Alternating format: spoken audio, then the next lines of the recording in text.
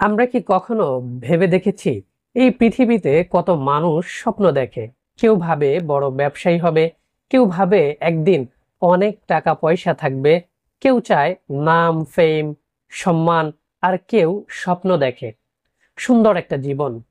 কিন্তু দেখুন, বেশিরভাগ মানুষই তার স্বপ্ন পূরণ করতে পারে না। অপূর্ণ স্বপ্ন নিয়েই একসময় মৃত্যুকে আলিঙ্গন করে নেয়। কখনো কি ভেবে দেখেছেন কেন এমন হয়?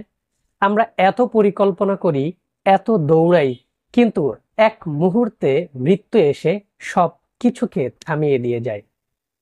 মানুষ ভাবে আগামী বছর আমি এই কাজটি করব, এই কাজটা শেষ করব কবে, কিন্তু হয়তো আগামী বছর পর্যন্ত বেঁচেই থাকে না।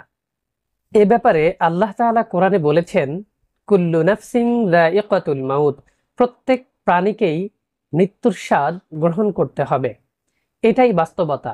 মৃত্যু কখন আসবে কেউ জানে না। আল্লাহ তাআলা আরেকটি আয়াতে বলেছেন, কোনো প্রাণী জানে না আগামীকাল সে কি উপার্জন করবে, আর জানে না কোন ভূমিতে তার মৃত্যু হবে।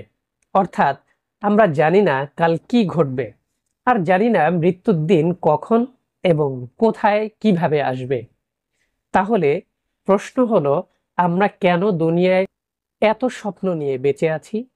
একটা বাড়ি, গাড়ি, চাকরি, এই সব কি জীবনের আসল লক্ষ্য?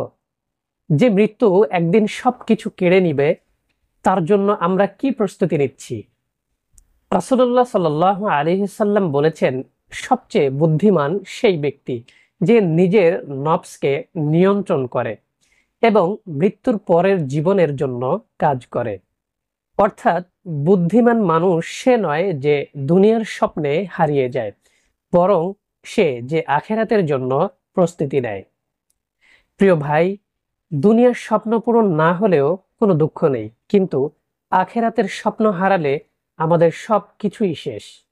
দুনিয়ার স্বপ্ন কবর পর্যন্ত, আর আখেরাতের স্বপ্ন চিরদিনের জন্য। প্রিয় ভাই এবং বোনেরা, রাসূল সাল্লাল্লাহু আলাইহি সাল্লাম নিজে খুব সহজ জীবন যাপন করেছেন। তিনি বড় প্রাসাদ গড়েননি, রাজা হতে চাননি, বরং মানুষের হৃদয় জিতেছিলেন আল্লাহর সন্তুষ্টি অর্জন করে। তিনি আমাদের শিখিয়েছেন দুনিয়ার স্বপ্নকে নয়, বরং আখেরাতের সাফল্যকে লক্ষ্য বানাতে।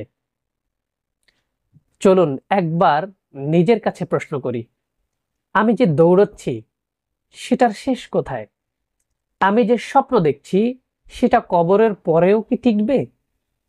আল্লাহ তাআলা আরো বলেছেন, আল মালু ওয়াল বানুনা জিনাতাল হায়াতিদ দুনিয়া ওয়াল বাকিয়াতিস সালিহাতু খায়রুন ইনদা রাব্বিকা সাওয়াবাও ওয়া খায়রুন আমালা।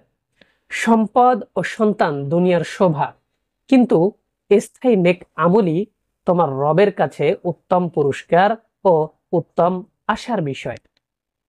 অর্থাৎ স্থায়ী সুখ শুধু নেক আমলের মাধ্যমেই পাওয়া যায়।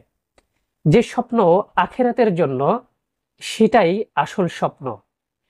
রাসূল সাল্লাল্লাহু আলাইহি সাল্লাম একটা হাদিসে বলেছেন, আকসিরু যিকরা হাদিমিল লাযযাতিল মাউত, তোমরা অধিক পরিমাণে মৃত্যুকে স্মরণ করো, কেননা মৃত্যু দুনিয়ার স্বাদকে ধ্বংস করে দেয়।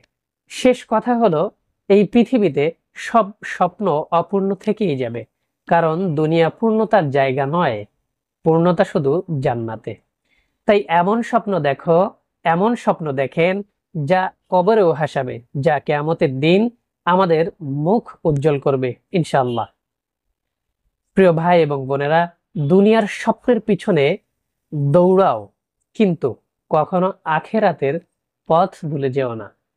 কারণ যে মৃত্যু ভুলে যায় সে জীবনের অর্থ হারিয়ে ফেলে।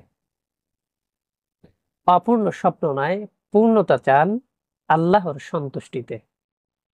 জাযাকুমুল্লাহু খায়র।